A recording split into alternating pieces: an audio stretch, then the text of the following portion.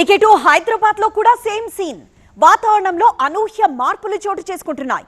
ఒకవైపు వానలు పలకరిస్తున్నా మరోవైపు ఎండల తీవ్రత మాత్రం తగ్గడం లేదు. మరి ఈ వాతావరణ మార్పులకు కారణం ఏంటో కరెస్పాండెంట్ వాసు అందిస్తారు. మనతో మాట్లాడేందుకు వాతావరణ శాఖ అధికారి ధర్మరాజు గారు. సార్ చెప్పండి, తెలంగాణ రాష్ట్ర వ్యాప్తంగా చూసుకుంటే మధ్యాహ్నం వరకు ఎండగొడుతుంది. ఈవినింగ్ నుంచి ఒక్కసారిగా వాతావరణంలో మార్పులు వచ్చి ఉరుములు మెరుపులతో కూడిన వర్షం పడుతుంది. దీనికి కారణాలు ఏంటి? వాతావరణంలో ఎలాంటి మార్పులు వస్తున్నాయి? ప్రస్తుతం కనుక చూసుకున్నట్లయితే రాష్ట్రంలో గత 2 రోజులుగా కూడా రాష్ట్ర సరిహద్దుల్లో ఒక ద్రోణి అనేది కొనసాగుతుంది. ప్రస్తుతం ఇది అంతర్గత కర్ణాటక నుంచి చూసుకున్నట్లయితే మరత్వాడ వరకు కూడా ఇది ద్రోణి అనేది రాష్ట్ర సరిహద్దుల్లో కొనసాగడం వల్ల ఒక విధంగా సాయంత్రం అయ్యేసరికి కొంచెం అక్కడక్కడ కూడా మేఘకృతమైనటువంటి వాతావరణంతో పాటు తేలికపాటి వర్ష సూచన కూడా కనిపిస్తుంది.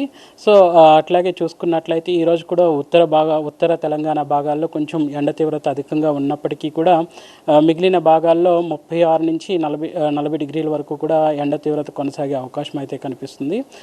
చూసుకున్నట్లయితే ఇటు ఉత్తర భాగంలో ఉన్నటువంటి ఆదిలాబాద్, కొమరంభి, మంచిర్యాల ఈ యొక్క 3 జిల్లాల్లో కూడా అంచనా ప్రకారం ఇక్కడ 41 నుంచి 44 డిగ్రీల వరకు కూడా ఉష్ణ తీవ్రత కొనసాగే అవకాశం అయితే కనిపిస్తుంది. గత 2 రోజులుగా కూడా చూసుకున్నట్లయితే దాదాపు అన్ని జిల్లాల్లో కూడా సగటు కంటే కూడా దగ్గరగా 1-2 డిగ్రీల వరకు కూడా ఈ యొక్క ఉష్ణ తీవ్రత అనేది ఎక్కువగానే కనిపిస్తుంది.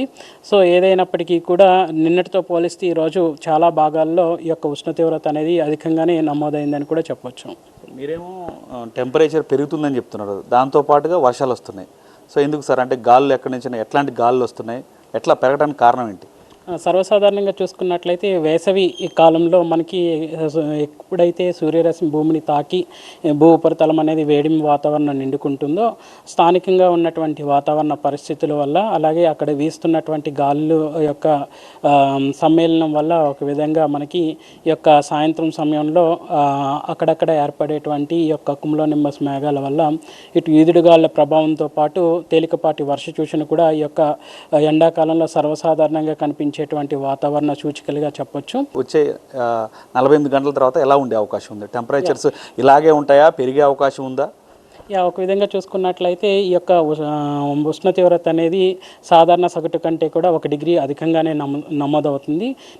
నిన్నటితో పోలిస్తే చాలా జిల్లాల్లో కనుక చూసుకున్నట్లయితే 1 నుంచి 2 డిగ్రీల వరకు కూడా ఈ యొక్క ఉష్ణ తీవ్రత అనేది పెరిగిందనే చెప్పాలి. ఒక విధంగా హైదరాబాదే తీసుకున్నట్లయితే నిన్న నమోదైన గణాంకాలు కనుక చూసుకున్నట్లయితే 35.2 డిగ్రీలు నమోదు కాగా ఈ రోజు కనుక చూసుకున్నట్లయితే సుమారు 37.2. ఒక విధంగా ఈ యొక్క వ్యత్యాసం అనేది 2 డిగ్రీల వరకు పెరిగిందనే చెప్పాలి. ద్రోణి కారణంగా క్యుములోనింబస్ మేఘాలు ఏర్పడి తెలంగాణ రాష్ట్ర వ్యాప్తంగా అక్కడక్కడ ఉరుములు జల్లులతో కూడిన వర్షాలు పడే అవకాశం ఉన్నట్టు చెప్తున్న సిచ్యువేషన్ అయితే మనకు కనిపిస్తుంది. కెమెరా పర్సన్ రంగాతో వాసు, TV9 హైదరాబాద్.